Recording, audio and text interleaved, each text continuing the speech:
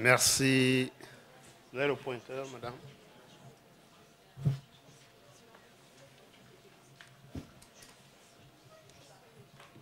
Merci. Monsieur le Président, je peux y aller? Okay. Madame la Présidente, Monsieur le Président, je suis honoré de faire cette dernière présentation du forum. Puisqu'après, il y aura la cérémonie de clôture.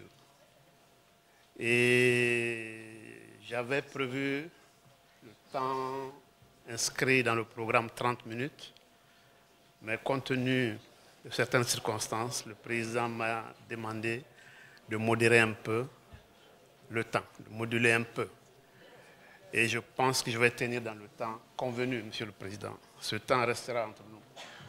Ceci dit, hier j'ai parlé de l'harmonisation des curricula. Aujourd'hui, je vais parler d'harmonisation des curricula, mais je vais aller au-delà de l'harmonisation des curricula.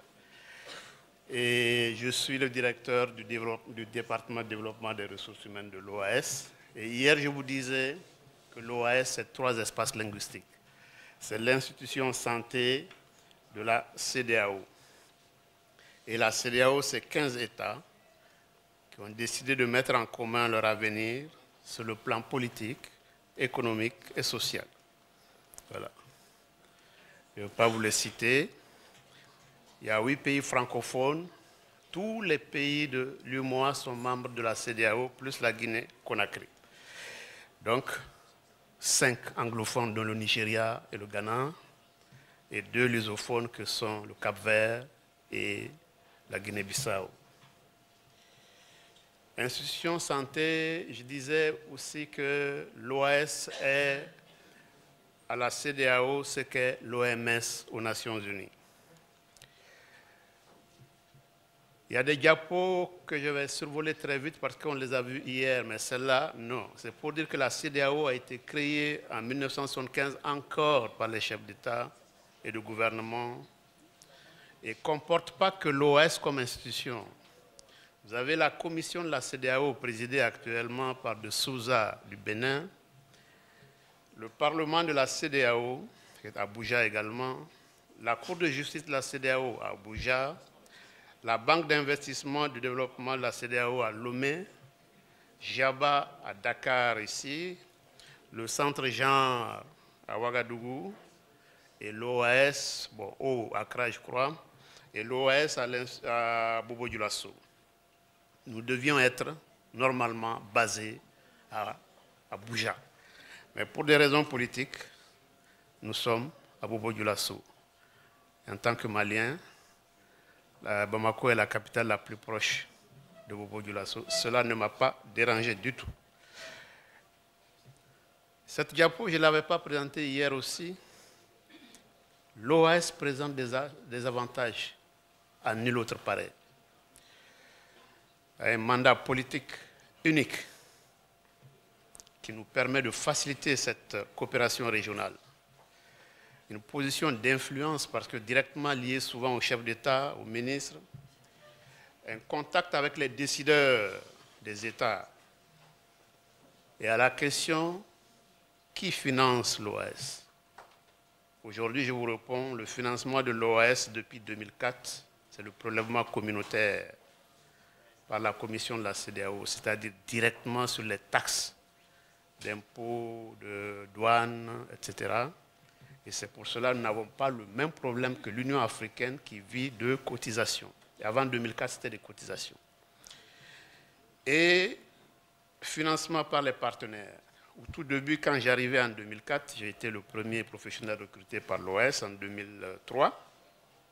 C'était 90% pour la CEDEAO et 10% par les partenaires. Actuellement, nous avons une panoplie de partenaires et je suis sûr que ça dépasse les 25% actuellement. L'équilibre, la tendance est en train de changer. Quels sont ces partenaires? Les principaux, vous avez la KfW, l'USAID, la BAD et surtout actuellement la Banque mondiale. La Banque mondiale a une dizaine de projets actuellement localisés à l'OAS. Technique, l'OMS, l'UNICEF, le CAMES, la CADMEF, la faculté de Marseille, au tout début, surtout pour la Falco alternative, JICA, la coopération japonaise.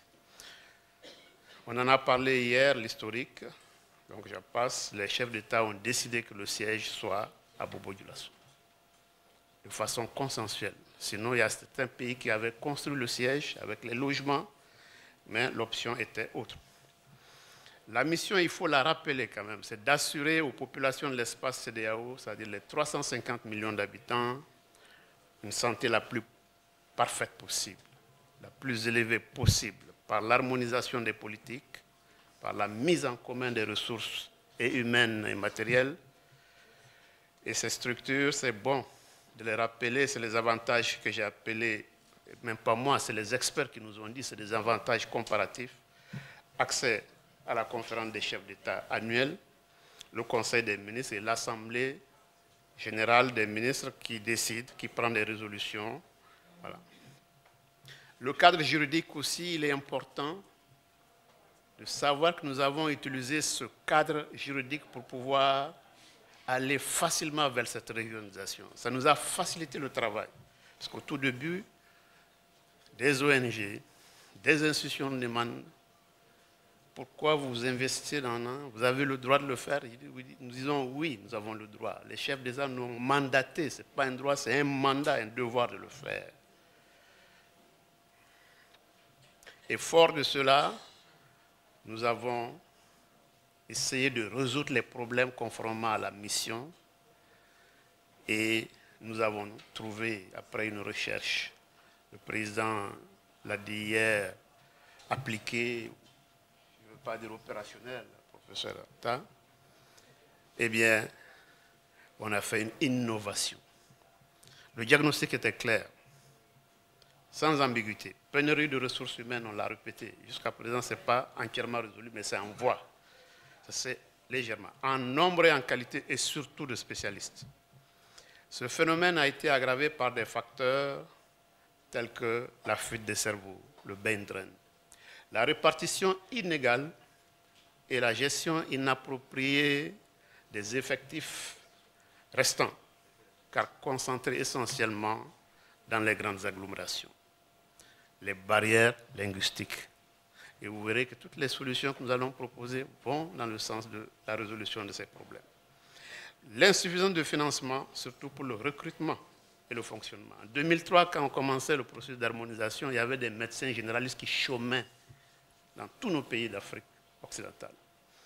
Par contre, les spécialistes, même si vous avez des milliards et des milliards de Bill Gates, vous n'en trouverez pas sur le marché pour les recruter, les pédiatres, les gynécologues, etc. Le gel des recrutements imposé par les institutions de Bretton Woods, cela s'est amélioré aussi. L'insuffisance d'infrastructures, et on l'a dit hier, des curricula obsolètes, Dia l'a répété une fois. Et des disparités, de grandes disparités d'un pays à un autre, d'un espace linguistique à un autre, et souvent au niveau du même pays, avec comme corollaire un cloisonnement des formations. Et cela va en contre-courant des textes fondamentaux de la CEDEAO. Libre circulation des personnes et des biens. Eh bien, dans la réalité, les chefs d'État se sont rendus compte, je crois il y a 2 ou 3 mois, parce que grâce à vous, des médias, Madame Claire Redon, je pense qu'elle est dans la salle, elle est sortie. Eh bien, caméra cachée, ils ont fait une émission qu'ils ont présentée aux chefs d'État il y a 2 mois. Pour leur montrer ce qui se passe aux frontières. Même si vous avez une carte d'identité de la CEDEAO, les tracasseries, ils lui ont montré, les chefs d'État ont pris une décision, les choses ont changé, je vous assure. Ils ne sont pas informés de certaines choses, pas correctement informés. Voilà. Et donc, nous faisons, dans cette innovation, l'harmonisation, j'en ai parlé, des sessions périodiques de révision et mise à jour.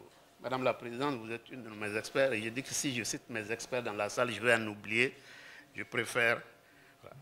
L'élaboration et l'application de critères consensuels, puisque l'accréditation telle que nous avons hérité du monde anglophone des Ghanéens et des Nigériens, des collèges, eh bien, n'est pas obligatoire. C'est facultatif, il faut le rendre obligatoire. Et cette adaptation dont nous parlons, eh bien, nous l'avons appliquée au curriculum de médecine générale et à tous les curricula. Et nous avons essayé de faire un curriculum à l'image du médecin 5 étoiles. Comme l'a décrit le premier, le pionnier de ce domaine, Charles Bollen. Et en 2005, nous l'avons invité à Bamako à la session de chirurgie, de gynécologie, pédiatrie, médecine interne. Quel honneur! Monsieur Charles Bollen, il nous a fait des bénédictions. Comme le professeur Gentilini m'a fait des bénédictions en 1978, Charles Bollen nous a fait des bénédictions. Le voilà, il me regarde. Il ne m'a pas dit que je suis prétentieux, mais il me dit, vous avez des ambitions, allez-y. Il n'a pas parlé, mais le regard en dit long. C'est M. Charles Bollen. Eh bien, dans ces harmonisations régionales, nous avons intégré des enseignements qui n'étaient pas avant, que dans notre promotion, encore moins les promotions avant nous, n'ont pas bénéficié. La gestion des données, la gestion administrative, le management, le planning, le leadership, management, gouvernance. La rédaction médicale, nous on l'a appris par poste universitaire, recherche médicale, différent de la rédaction, la communication, l'anglais médical, l'informatique médicale, la médecine traditionnelle. Nous avons accordé un module à la médecine traditionnelle dans l'enseignement. La chirurgie de guerre, dans le pipeline maintenant, vous avez la chirurgie de guerre. Les prochaines révisions, réformes, certainement ces modules ou unités d'enseignement seront introduits. Le MS Project, la cartographie est très utile, même pour les publications. Cochrane Irari, nous avons fait plein de formations en chirurgie, gynéco et autres, pédiatrie. Les cliniciens ont beaucoup apprécié. Les acquis, je ne reviens pas, j'en ai parlé suffisamment, et qui doivent nous amener vers aussi l'harmonisation des secteurs autres que la santé, les mathématiques, l'agronomie, et qui doit nous amener forcément vers le concept de One Health.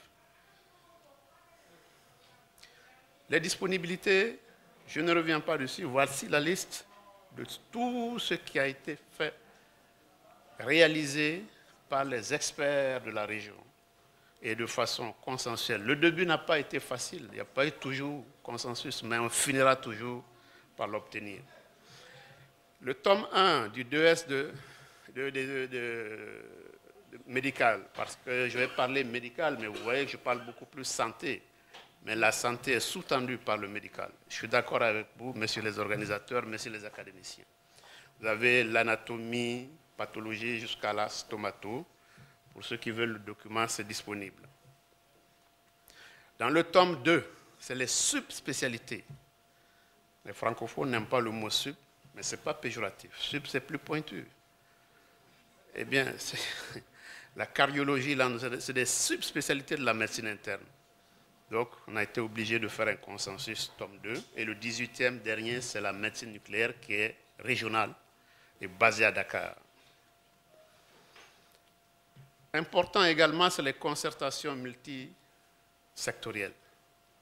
Avec l'enseignement supérieur, surtout dans l'espace francophone, les ministères des enseignements supérieurs gèrent la formation. Dans l'espace anglophone, non, les collèges sont gérés par les ministères de la Santé, les collèges de santé. L'agriculture, l'élevage pour la nutrition, pour le One Health encore. L'association des professionnels, vous l'avez dit, l'association des consommateurs, toutes les parties prenantes, ce que nos amis anglophones appellent stakeholders. OAS, CAMES, CADMEF, SIDMEF, RESAO, l'AF, les collèges, l'OMS, l'UNFPA, pour ne citer que cela. Et financiers. La Banque mondiale en tête à l'heure actuelle. La KfW a 3 projets basés à Bobo-Dioulasso. L'USAID, au tout départ de la création de l'OAS, vous avez le projet World de la Banque mondiale qui fait 300 millions de dollars et qui a succédé au World qui prend fin, je crois, en juillet prochain. Le REDIC est en marche. Les financements sont acquis. MTN, maladie tropicale négligée également, Banque mondiale, Suède. Madame la Présidente, vous avez parlé du dividende démographique. C'est le projet Suède qui se charge de ce volet. DEMSAN, il vient de démarrer avec l'AFD, l'Agence de coopération française. Et aujourd'hui, le directeur général de l'OAS est à Bamako pour le lancement du projet DEMSAN, MNI, Nutrition, Micronutrition. Et avec l'Institut Mérieux, la semaine dernière, le protocole a été signé. Il faut mettre en œuvre les curricula, les critères d'accréditation pour garantir la qualité de nos formations. Et au niveau régional, pas dans un pays, de tous les pays de la région. Et donc, pour mieux asseoir ce caractère régional de nos actions, eh bien, l'OAS s'est doté d'un premier plan stratégique 2003-2007, un deuxième plan stratégique 2009-2013 et un troisième 2016-2020 qui doit s'aligner 2016-2020 sur tous les plans stratégiques de la CEDEAO, d'agriculture, d'industrie, etc. Entre les deux, nous avons fait un plan intermédiaire 2014-2015.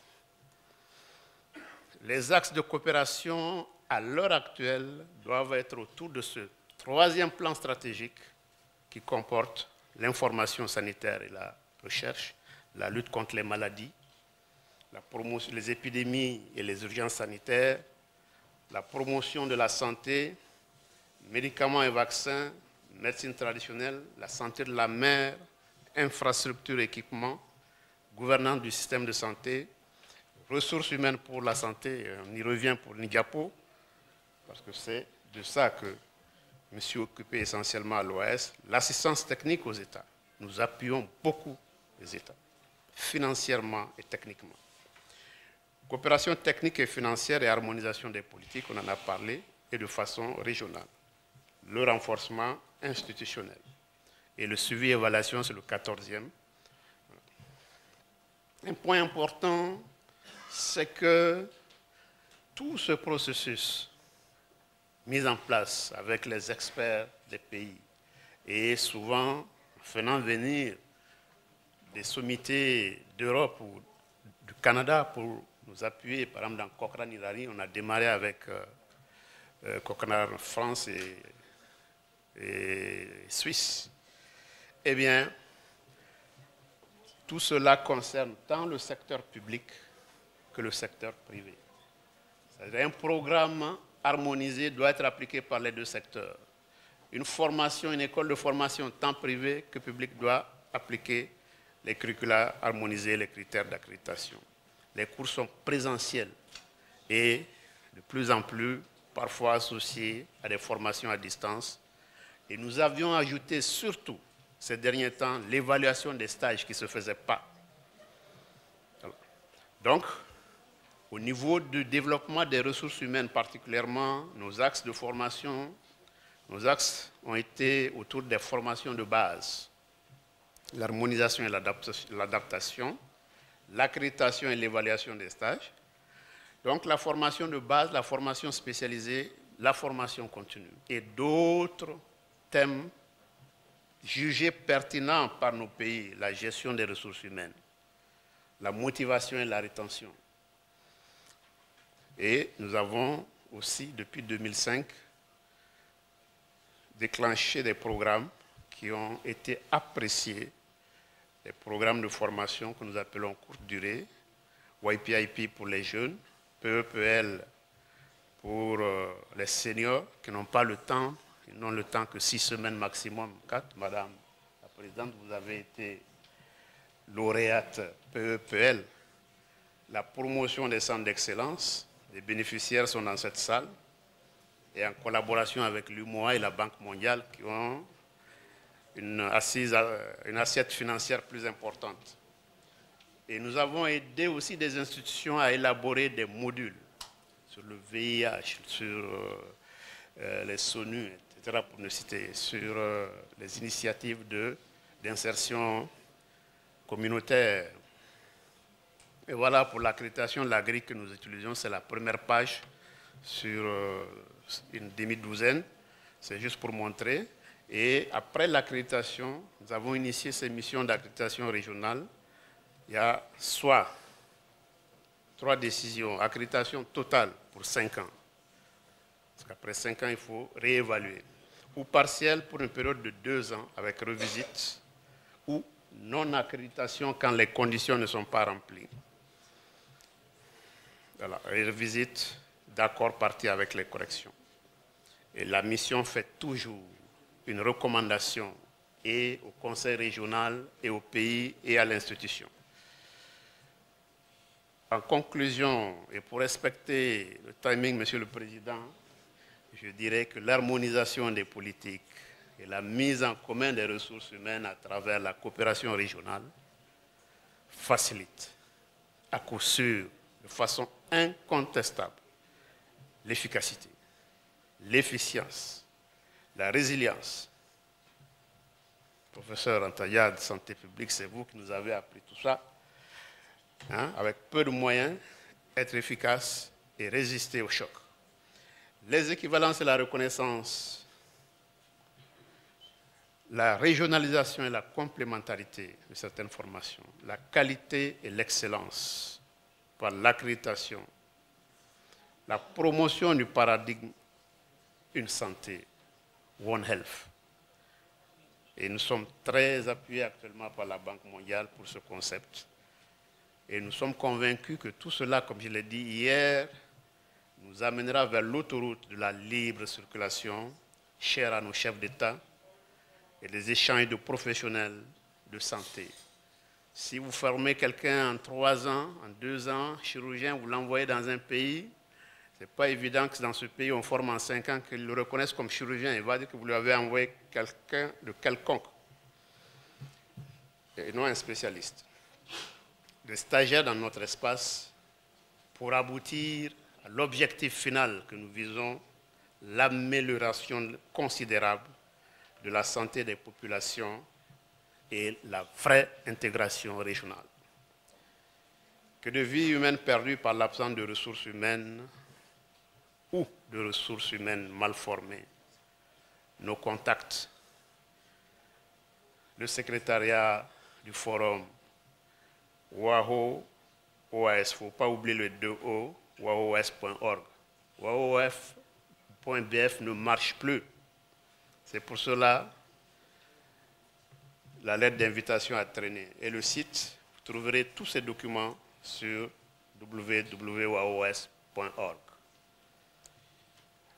Voilà, donc ceci dit, il ne me reste plus, honorable et excellence, académicien, Monsieur le Président, Madame la Présidente, de vous remercier et vous dire une fois encore qu'ensemble, nous réussirons l'intégration régionale.